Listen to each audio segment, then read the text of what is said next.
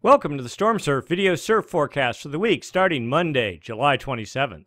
Looking at significant wave heights for the South Pacific Ocean, we see a gale producing 29-foot seas aimed mainly at South America, but also in the Southern California swell window, and likely sending swell in that direction. Also, a small gale in the Tasman Sea producing 22-foot seas and resulting in small swell that will reach Fiji.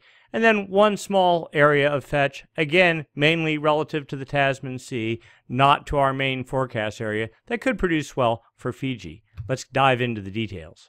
First, we'll take a look at jet stream level winds. These winds help support the formation of storms. When those storms do form, help direct their track.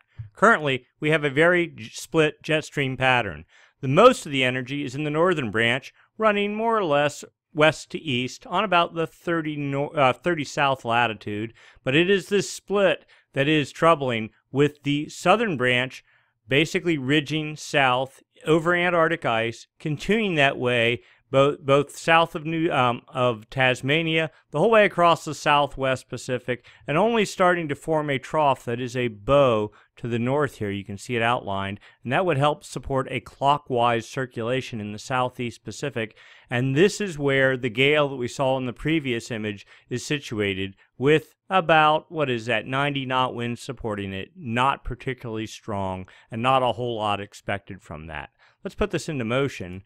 And as we roll out into time, notice the ridge only gets more defined here by Tuesday, pushing further south, continuing to block the pattern, and more energy. Here we go. What is that? 120, almost 130 knot winds start moving in as well. And that ridge just continues with a bit of a trough trying to hold on, but this is, so Southern California is about 118 west, and so the trough is even east of there, not looking good. And we'll just roll this out, and you see the ridge just continues way down to the south, pushing into basically Antarctica, offering nothing in terms of a trough to support even a weak gale until we get to about 150 hours out. Now here's a trough developing here, but again, that's south of Tasmania, probably only of interest to Fiji and maybe New Zealand, or even Tasmania for that matter, but not moving into the U.S. swell window. And look at this. See winds pushing hard to the south here.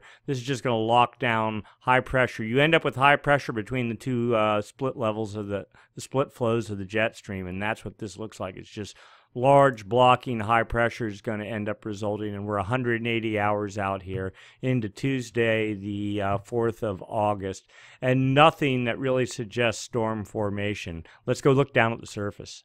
So here we go. Surface level pressure, surface level winds, as expected. With the split flow here, we see weak high pressure at actually fairly strong high pressure at 1032 millibars east of New Zealand, kind of pushing and ridging south here to about, 58 south, pretty much driving the storm track down around it and then up the southeastern flank of the high. Here we have 35 knot winds associated with the gale that we saw that was here, that was generating 29-foot seas. But it looks like that gale is fading out. Not a whole lot else going on. One thing to note here, it is high pressure over southeastern Australia, and we see high pressure there, and low pressure south of Tahiti, which would be right in here. It is the difference in pressure between these two that helps drive the SOI negative, the Southern Oscillation Index. That's a sign of El Nino, and we see that happening to a certain degree here. So just sort of keep your eyes here and here, in addition to the other areas we'll be talking about. What you'll see is a little bit more low pressure developing here and high pressure holding in this area. Anyway, we see, look at this, south winds. We see low pressure trying to organize, but the high pressure is just driving a gradient south winds into Antarctica. Here's another gale trying to get going on Tuesday, 45 knot winds lifting north. That's on the very edge of the California swell window. South winds continue. And then again, here is low pressure developing south of Tahiti, but almost too far south now, and high pressure is starting to get some isobars there into the Tahiti area. We pull this out, and now a lower pressure regime sets up over Australia by Friday. Low pressure pulling out of the region a little bit. Maybe not too bad, we'll see. A little gale here tries to organize on Saturday, but notice its track is to the south. Here we go, put that into motion. It falls falls south, doesn't do a whole lot, and over Antarctic ice. We're 138 hours out now into Monday. We see, remember, there was a trough that was forecast to set up here. This is a large cutoff low here. But anyway, we're going to go here, and we see low pressure trying to organize here, but just not really doing anything. Probably good for some swell up into Tahiti. There we are, 180 hours out. Another storm looking like it's moving towards the Tasman Sea. Never believe a model 180 hours out, but something to watch. And again, it appears some sort of a low-pressure regime is trying to hold here south of Tahiti while high pressure builds in over Australia. So the hope is that the Southern Oscillation Index will stay negative. And next we take a look at significant wave heights. And we're going back in time on purpose. Almost, over a week, almost 10 days ago. Low pressure develops southeast or east of New Zealand, builds 39-foot, almost 40-foot seas right there. We don't care so much about Hawaii. That swell has already hit there. It peaked out on, Saturday morning. Good solid size, probably 10-foot faces on some of the bigger sets at the top locations. That swell is now working its way into California, and you can see it's not shadowed. It was pushing up the 216, 270 degree track into Southern California, and about 14 or 15 degree track into Northern California. That is not shadowed and lifting a bit north. Anyway, that swell is again fading in Hawaii, about ready to peak here in California. And then after that, not a whole lot happens. And we'll just roll this out till we get into current time, which is about there. And here is the system that we saw in the last frame, the 12Z run on Monday. That was this morning. Relative to Southern California, we have, barely 30-foot, we'll call it 29-foot seas on about the 185-degree track up into Southern California, and aimed about 45 degrees off the swell track up there. Still, that's good for some smaller sideband swell into California, but really most of this energy is going to we'll start from Cabo on south, and aimed much better there for Costa Rica, and then even well into Peru, less so for Chile. Anyway, so that system fades out by this evening. And then we start, here's the other little system we saw, a little area 45 knot winds, and this is expected to develop on Tuesday night. Again, relative to Southern California, we'll call that about the 184 degree track, and probably not even in the window for, just barely. Okay, we'll give it the 180 degree track for Northern California. Nothing for Hawaii there. And then that system moves out of the window. And notice this, see this fetch here, the system cutoff low that we were looking at? All the fetch is pushing, southwest back at Antarctica. Certainly no swell to develop from that. Cutoff low, just maybe for Tahiti some swell. And here we go, another one, 180 hours out, but really not a whole lot is going on surf-wise. Make the most of whatever swell is in the water now, because it's going to be a little while. We'll have that one little pulse for California, but not a whole lot else is forecast. Let's go take a quick look at the North Pacific. And specifically, we're interested in the jet stream over the North Pacific. All up until about a week ago, the North Pacific jet stream looked unbelievable. It looked like wintertime in the dead of summer. Now, all of a sudden, that pattern has fallen apart, and things are looking much more typical of the summer. There is a cohesive jet, but it's well to the north, not really doing anything, and rather weak looking. We'll just run this out here. What we really want to see is the jet falling down to about 45 north or even south of there. And we're not seeing it. We're seeing little bits of energy, but just nothing is really forecast of any real interest over the next week. If El Nino were in strong control, we would start seeing the jet being pretty well organized about this time of the year, and so far we're not seeing that. If the jet were further to the south, it would help drive any tropical systems in this area, capture them, help recurve them. Normally they would be traveling east to west, and then when they would get to Japan, they start making a turn to the north. The jet stream would capture them, drive them towards the Gulf of Alaska, and presumably help make early season fall swell. We have seen tropical systems recurve and make swell. That has arrived in Northern California during strong El Nino years as early as mid-August. So we still have another 2 weeks to go or so, but this is some of the clues that we're looking for to get a sense of how well El Nino is coupled with the atmosphere. And otherwise, we'll just run this out here. The North Pacific significant wave heights, just looking, we didn't see anything in the jet, so it would not be surprising to not see anything down at the surface. And really, not a whole lot is forecast, a rather weak pattern. Let's go take a look at long-term predictors.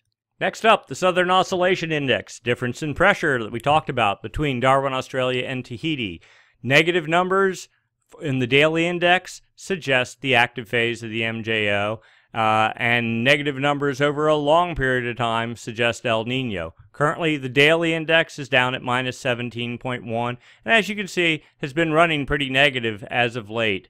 The 30-day running average is minus 13.66, was down to minus 20.49 on the 18th. This was in association with a massively very strong active phase of the MJO, enhanced by El Nino or a developing El Nino. That has backed off a little bit still, but with negative numbers starting to show up again, we suspect that this 30-day average will take a turn more negative. And here's the real teller, the 90-day average, consistently down about minus 10, minus 11, working towards minus 12. If we get it down to about minus 15, we're in decently solid El Nino territory. And if you get into minus 20, then we're into solid El Nino territory. So certainly things are going in the right direction, and this is when we're not even in the active phase of the MJO. The active phase typically drives numbers negative. We're in, supposedly, the inactive phase, and we still have negative numbers. This suggests that an El Nino base state is taking control of the equatorial Pacific. And to put the 30-day SOI average in comparison, here we are at about, what was that, minus 14 or so. You can see where we are. We bottomed out here back a little bit earlier this month, down at about minus 22 or so, 23. About 21 and a half. But compared to where we've been since the past couple of years, that's the most negative we've been for a long time. This is a good sign. And the trend, if you can draw a line pretty much through this, the trend actually starting from back in about 2013, the trend has just been steadily negative in fits and starts. So we are definitely working our way towards a more El Nino dominated pattern. So now we're looking at 850 millibar winds. That is, oranges and yellows represent strength, and the arrow is the direction. These are anomalies from normal. We're looking just in this little box from about 130 to about 170. This is where Kelvin waves are generated. You want to see westerly winds there. And this is just daily going back to the 21st of July. And we'll just sort of scan this real quick. And notice westerly anomalies building into the 24th, the 25th. Now, when you get much further south than Hawaii, you don't really, westerly anomalies don't do much to help support Kelvin wave development. And Kelvin waves, oceanic Kelvin waves, are really what help drive El Nino. But also westerly anomalies help support the formation of tropical storms and help fuel some of that. They act as a catalyst. So we continue to watch them. And then here's another view, 850 millibar winds, current zoomed in a little bit more. The past chart gave you some sort of historical perspective. Currently we see westerly anomalies, just as expected, starting at about 150, working their way over the dateline. We're only interested a couple degrees either side of the equator. You can draw a box right here, about like here, and draw this across. See westerly anomalies. Here's the dateline. Sorry, Australia's here, the Philippines up here, and then we'll go down, and then we come across the dateline. Westerly anomalies continue to a point south of Hawaii, and even beyond there, almost to a point south of California at about 120 west. So a good westerly wind or westerly anomaly pattern is in play. Let's go see what's going on actually down at the surface. This is 850 millibar winds up about 4,500 feet. A good proxy for what's going on at the surface, but we have better data from the surface. And here we go. This is the TAO buoy array, data from the array, hard buoys, going across the equator, measuring water temperatures the whole way across the equatorial Pacific. But it's not the water temperatures that we're so much interested in here. It's the actual winds. And as you can see, actual westerly winds are modeled, and again, just a couple of degrees, so you draw your box something about like that. Right in here, we see actual westerly winds. That is good. And then down here, this is anomalies, differences in normal for this time of year. Clearly, a well-defined westerly wind pattern entrenched, blowing right through the heart of the Kelvin wave generation area to a point south of Hawaii, and then even beyond there. And this is the interesting part. We are not in the active phase of the MJO. We are in the inactive phase of the MJO. So this is a sign of a growing El Nino-based state. Here's a really ugly chart. That is ugly in terms of it's hard to read, but it gives you sort of a sense of what's going on, because what's happening here is here's past history, a couple of months of past history, and you can see not only the MJO, inactive phase, and the dashed lines, dark lines, active phase here, and here's that massive westerly wind burst that occurred the end of June into July. But then here we are now, and you can see the reds are westerly anomalies. Here's the date line, so the Kelvin wave generation area is roughly between here and about here. But what you see here is an equatorial Rossby wave right here, and that is what's, even without the presence of the MJO, you can get these momentary short duration westerly wind spurts, we'll call them, not a westerly wind burst, and the equatorial Rossby wave can help support that, as well as other forms of waves that occur in the atmosphere. And it is the interaction, notice here a Rossby wave and the MJO interacting to create this very intense burst of westerly winds that occurred late in June. So that is also interacting or helping to interact with an El Nino base state. But here's the forecast, just roughly. You can see westerly winds are forecast. Most of this is attributable, we think, to not the MJO, but the developing El Nino base state. Anyway, so let's go a week out, just sort of look. You can see here's more westerly winds forecasts, consistent with what we've seen in other models. This is out on August 4th in the West Pacific. Okay, and we'll just continue right on through here to the East Pacific. Westerly winds again, a couple degrees either side of the equator, working the whole way, the whole way into the Galapagos. And again, we're not in the active phase of the MJO. Here's yet another way to view the same thing. Oranges, purples are westerly anomalies, if not out-and-out westerly winds. The Kelvin wave generation area is roughly, draw a line from here to about here. Massive westerly wind bursts late June into July, holding solid. The inactive phase is supposed to be developing right around somewhere in here. It's not happening. Here's whoops, we'll slide this down. Here's the westerly winds, current westerly wind anomalies that are currently in play. And here's the forecast for the next, week.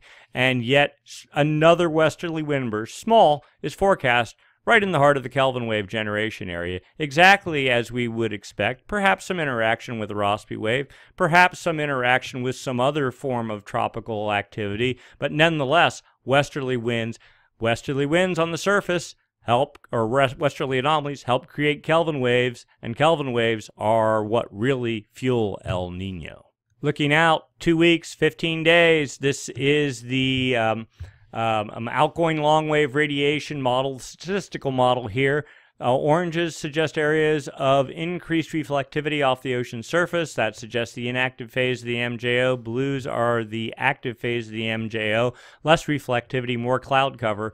But what the models basically show is, yeah, we're in the inactive phase of the MJO, but just barely. It's so weak it doesn't even hardly make a difference. And this, per the statistical model, is to completely die out and go neutral. And what's even more interesting is the dynamic model, which tends to be play a lot differently than the statistical model, is saying basically the exact same thing, a dead neutral pattern.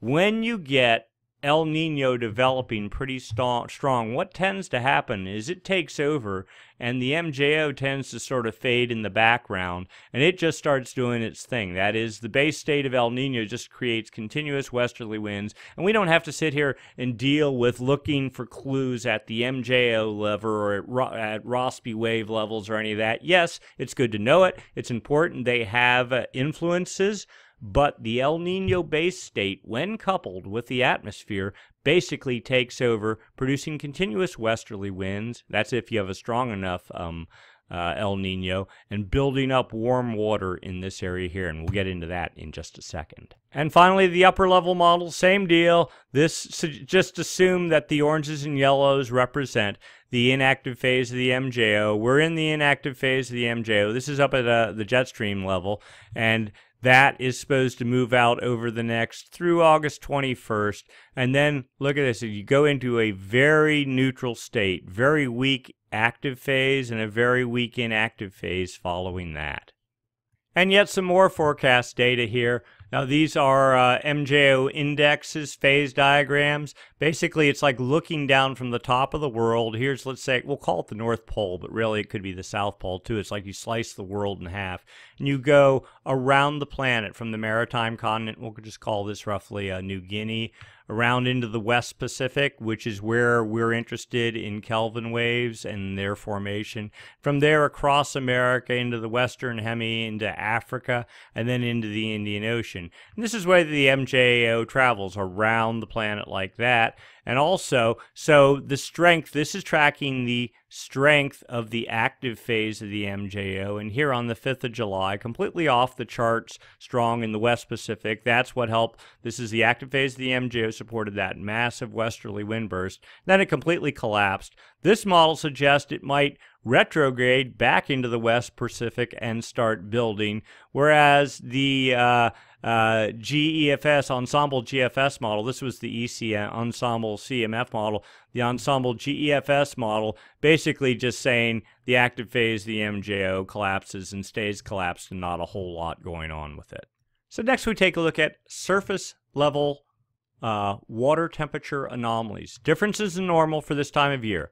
Clearly, we have a very plain and obvious El Nino signature. And what is that? Warmer than normal waters. Here's your scale. You can kind of eyeball what the temperatures are. We'll get into the details in a minute.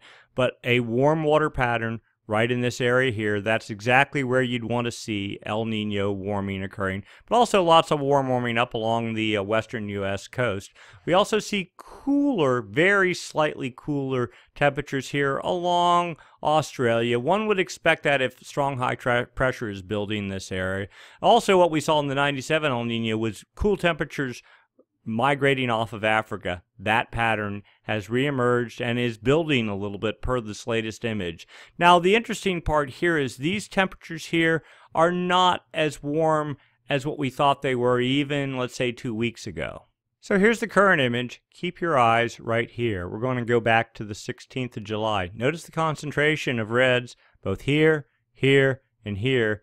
We're just going to go back and forth. Today, old. Today, old. You see that, if anything, the concentration looks weaker, not stronger than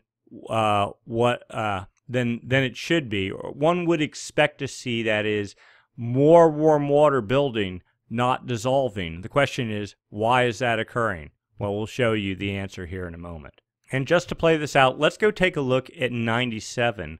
Again, the image is a little bit different, but look at the concentration of reds. The scale hasn't changed any. This is at July 25th of the 97, the record El Nino. And here we are now. It looks rather weak and kind of innocuous in comparison.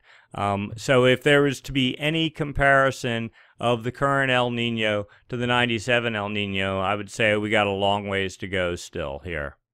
Now here's another way to look at it. This is, again, hard sensors on the ocean surface. We still have 2-degree anomalies reaching out to about 130 west, which is pretty well out there, and 1.5-degree anomalies reaching out to the date line. So, and 1.5-degree anomalies are El Nino temperatures. So we're in good shape that way. And here's another way to look at it. These are the temperatures in the Nino 1.2 area, which is right up along the Galapagos and Peru and Ecuador.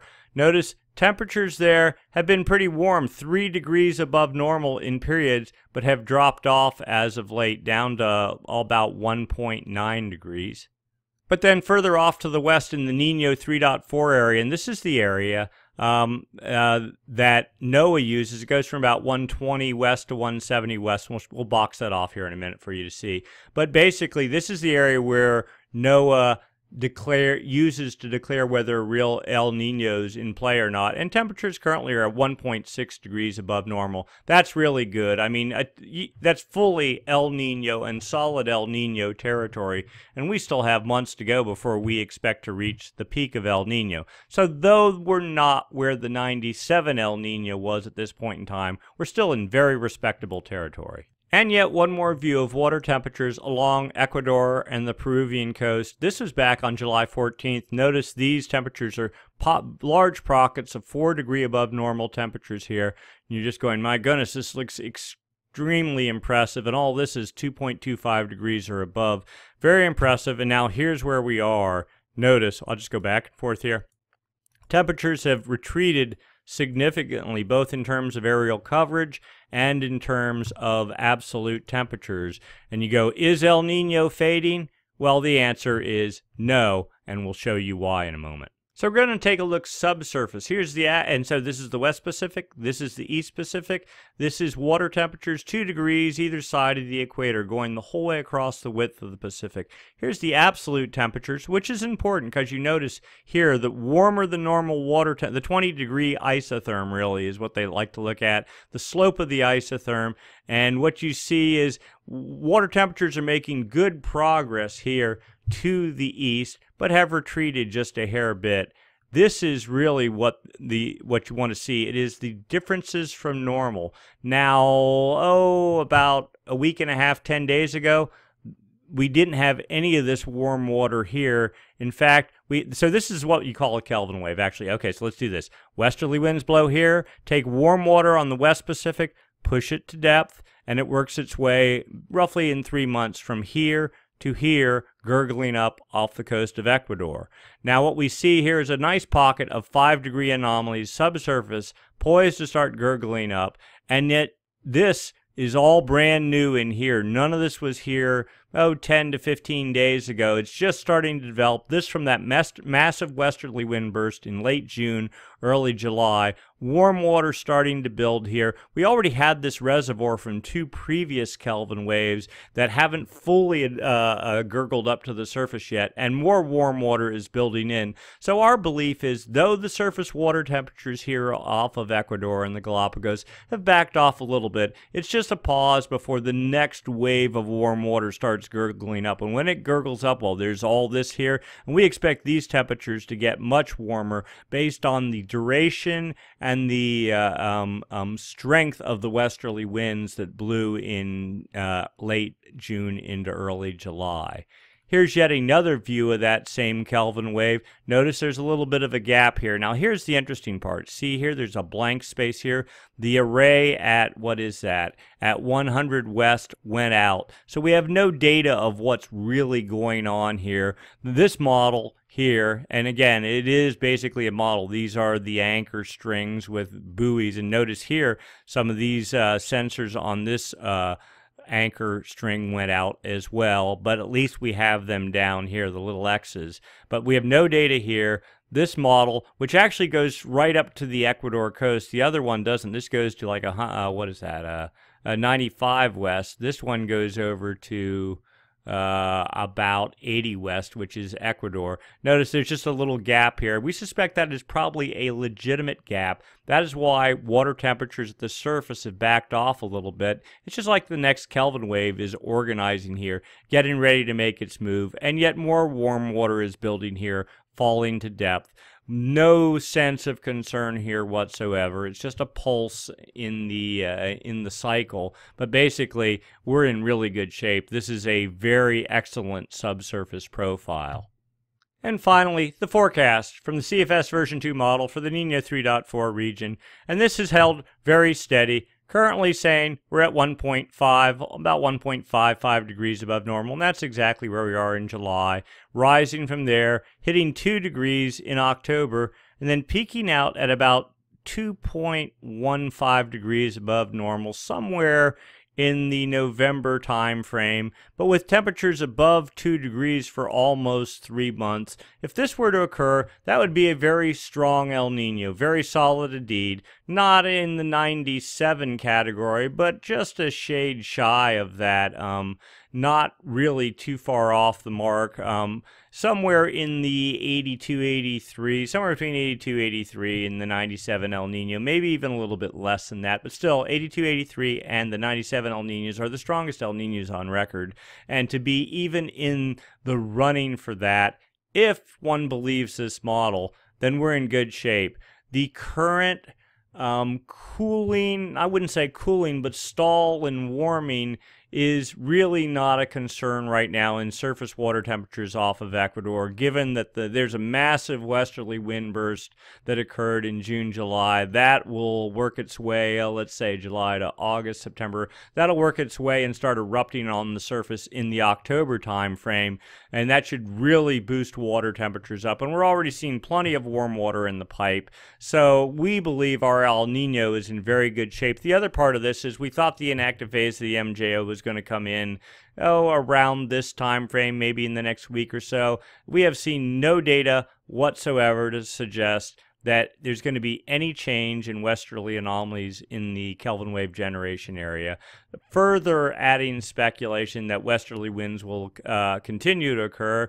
And if you get this periodic Rossby wave, atmospheric Kelvin wave enhancement that seems to be occurring to sort of boost up the El Nino base state, well then just more warm water is on its way to the east. So this seems like a completely achievable goal at this point in time, and we're becoming more and more disposed to think that we've kind of been holding back and worried that at some point this thing might fall apart. The only thing we're not seeing right now, the thing that bothers us a little bit, is the jet stream is not as strong over the North Pacific as we'd like to see it for this time of year. But again, we're using the 97 El Nino as the standard for that. We'll keep our eyes on it in the next 2 to 3 weeks and see what's happening. So to wrap this up, there's swell in the water in California. Go get some of it, have some fun. Swell dying in Hawaii. Nothing significant forecast after that. Maybe a little really south-angled swell for California.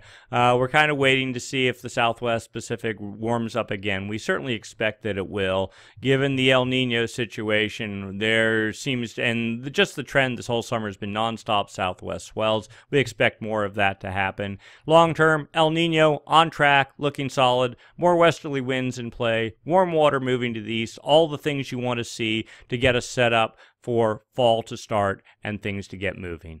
So that's it for now. Go get some surf. Have a good time. We'll do this next week. Same time, same channel. Thank you.